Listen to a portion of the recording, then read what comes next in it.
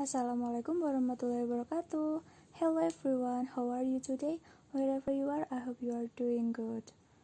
Well, let me introduce myself. My name is Anggita Damayanti, so you can call me Miss Gita. In this occasion, I will explain to you about the topic of today. Today we are going to learn about passive voice. I hope you can enjoy and easily to understand with the material. Well, before we start our lesson today, let's begin with Basmalah. Bismillahirrahmanirrahim. Okay, first of all, I will tell you about the learning objectives atau tujuan pembelajaran. So, at the end of the learning, first, students are able to understand about passive voice. Second, students are able to identify the differences between active and passive voice. The last, students are able to write or make passive sentence with various forms. Well, let's start with the definition. Passive voice means that a subject is a recipient of a verb's action. So, passive voice is the opposite of active voice. In bahasa, kalau active voice adalah kalimat aktif yang mana subjek adalah sebagai pelaku dari suatu tindakan, sedangkan kalau passive voice adalah kalimat pasif yang subjeknya menjadi receiver, penerima atau target dari suatu tindakan. So, let's see the example. Pada kalimat aktif, contohnya she opens the door, yang artinya dia membuka pintu.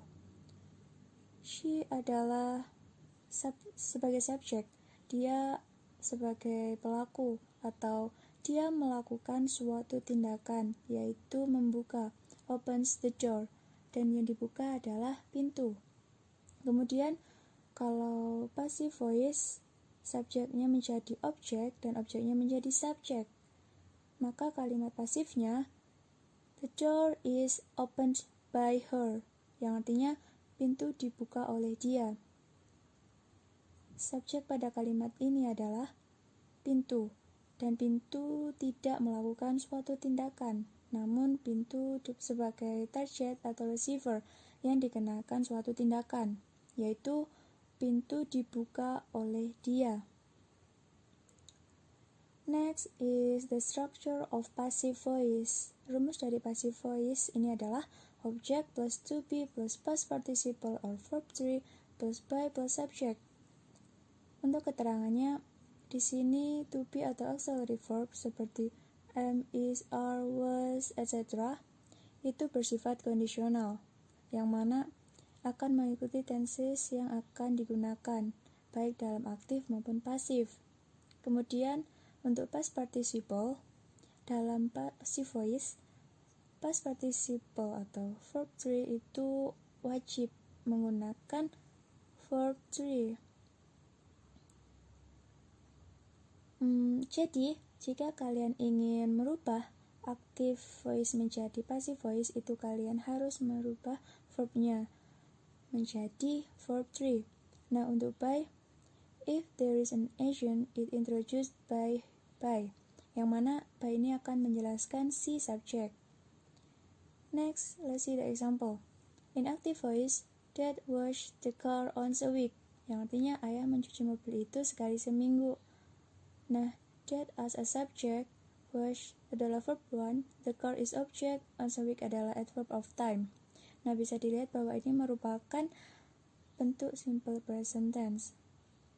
Kemudian, jika dirubah menjadi passive voice, the car is washed by Dad once a week, yang artinya mobil itu dicuci ayah sekali seminggu. Nah, the car as a object adalah to be from simple present tense, washed adalah verb 3 from verb 1 wash, by yang akan menjelaskan si subjek, that as a subject, once a week adalah adverb of time atau keterangan waktu. Nah, untuk keterangan waktu atau tempat itu diletakkan di bagian terakhir pada sentence. Next, let's see in the table. Di situ ada beberapa tenses, kemudian rumus, active voice, dan passive voice, dan yang sesuai dengan tenses. Jadi jika kalian ingin merubah dari aktif menjadi pasif atau pasif menjadi aktif, kalian harus menyesuaikan dengan rumus pada tenses yang kalian gunakan. So, in the next tabel, di sini ada macam tenses beserta contohnya, seperti active voice dalam simple present, seperti Dennis teach the students. Dennis as a subject, teach verb 1, the students is object. Kalau pasif, the students are taught by Dennis.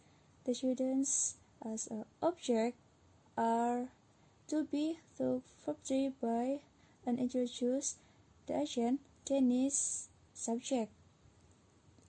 Jadi jika kalian ingin merubah atau membuat kalimat aktif ataupun pasif, jadi kalian harus menyesuaikan dengan rumus pada tenses. Next is the conclusion. In passive voice, the subject receive the action, yang mana yang subjeknya dikenakan suatu pekerjaan atau menerima pekerjaan dan wajib menggunakan verb 3, dan untuk to be itu adalah kondisional dan harus menyesuaikan dengan tenses yang digunakan. Untuk active voice, the subject does the action, yaitu subjeknya yang melakukan tindakan. Dan kemudian untuk rumus active voice, subject plus verb plus object, dan itu untuk to be juga harus menyesuaikan dengan tenses atau harus sesuai dengan rumus pada tenses tersebut. So the last is I will give you assignment to measure your understanding about my explanation with the material. I will share the assignment in your group class. Please do it by yourself and don't be late to submit your assignment. Okay, I think that's all from me. I hope you can understand so you can do your assignment. And stay safe, stay healthy, and always be happy. See you. Wassalamualaikum warahmatullahi wabarakatuh.